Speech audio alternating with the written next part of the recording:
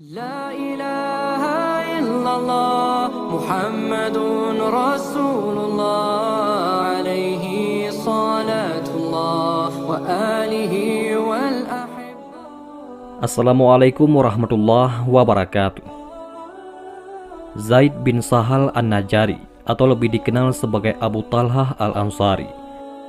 Dia adalah gambaran tentang lelaki tampan yang kaya raya, hartanya berlimpah ruah.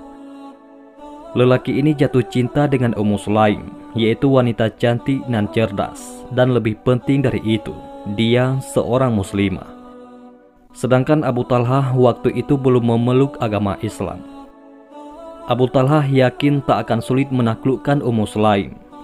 Lagi pula, kala itu perempuan yang membuat dadanya selalu berdebar tak beraturan itu adalah seorang janda.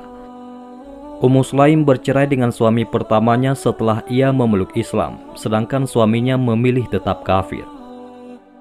Masyarakat umum pun mengakui akan kekayaan dan ketampanan Abu Talhah, yang mustahil lamarannya akan ditolak oleh Ummu Sulaim.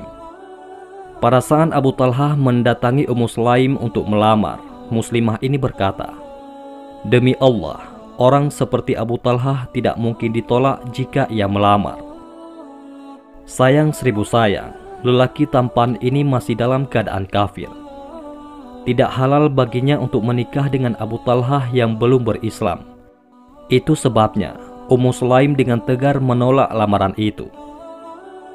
Jawaban ini tak disangka oleh Abu Talhah. Namun Ummu Sulaim memberi ruang kemungkinan diterima lamaran itu.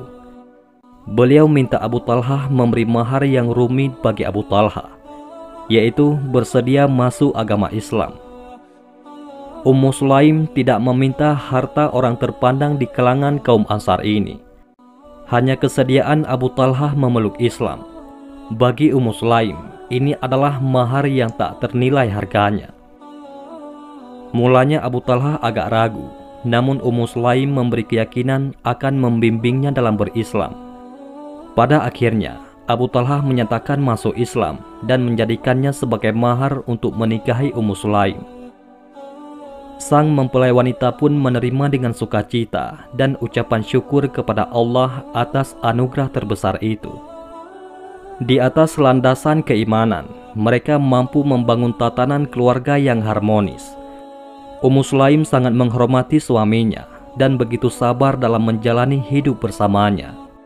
Bahkan Nabi pun memberikan pujian terhadap Ummu Sulaim. Demikian pula dengan Abu Talhah yang memberikan curahan kasih sayang tulus kepada Ummu Sulaim. Dan ternyata masuknya Abu Talhah ke dalam pangkuan Islam bukan karena Ummu Sulaim semata. Ia memeluk Islam dengan sepenuh hati.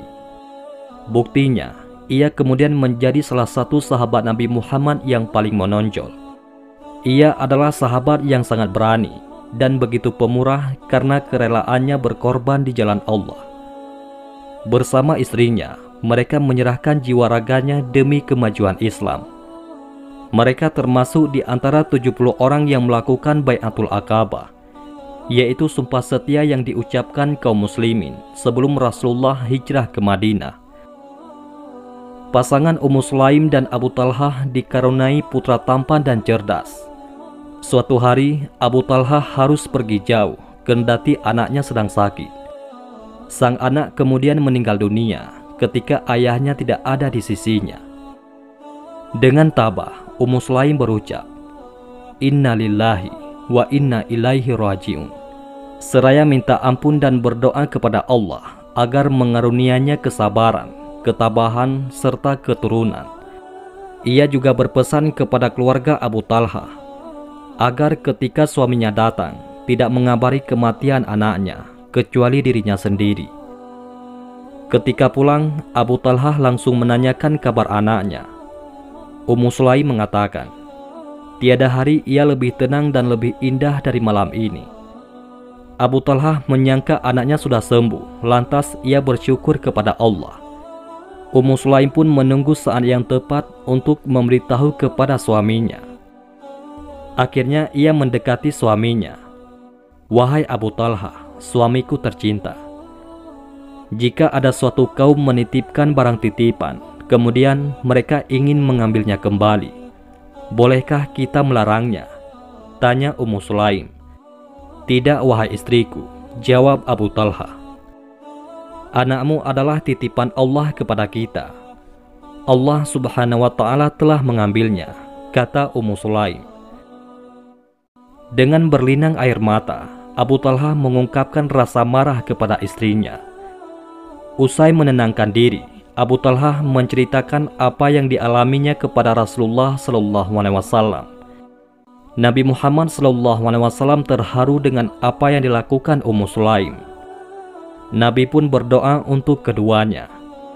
"Semoga Allah memberkati kalian pada malam kalian yang telah berlalu."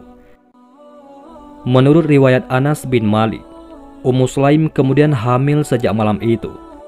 Dan ia mempunyai 10 anak yang semuanya pandai membaca Al-Quran. Abu Talha amat hormat dan cinta Rasulullah SAW. Kecintaannya terhadap Rasulullah SAW tidak dapat dibandingkan dengan kecintaan terhadap yang lainnya. Abu Talha tidak pernah merasa puas memandang wajah junjungannya dan tidak pernah kenyang mendengarkan nasihat beliau SAW. Setiap bertemu Rasulullah, ia selalu menyatakan bahwa jiwanya menjadi tebusan bagi Rasul dan wajahnya juga akan menjadi pelindung wajah Rasul. Ucapannya itu ia buktikan dalam perang Uhud. Seperti yang tertulis dalam sejarah, perang itu menjadi pukulan tersendiri bagi umat Islam. Kala itu Rasulullah Muhammad SAW mendapatkan luka yang cukup parah. Beliau terkena panah musuh hingga gigi gerhamnya tanggal dan kulit di dahinya terkoyak. Hal ini membuat pasukan kafir mengira bahwa Nabi Muhammad telah terbunuh, sehingga membuat semangat tempur pasukan Islam kendur dan meninggalkan medan pertempuran. Lain dengan Abu Talha, ia tetap bersama Rasulullah SAW. Dengan segenap hati, ia melindungi Rasulullah menggunakan tameng miliknya. Ia gunakan panah untuk melindungi diri dan Rasulullah SAW. Pada saat Nabi berusaha melihat keadaan pasukannya yang tercerai-berai dan tak terlindungi tameng, Abu Talha pun berseru kepada Nabi, "Wahai Nabiullah, jangan engkau lakukan itu. Saya tidak ingin engkau menjadi sasaran anak panah musuh. Biar leher saya saja yang terkena, asal jangan leher engkau," kata Abu Talha.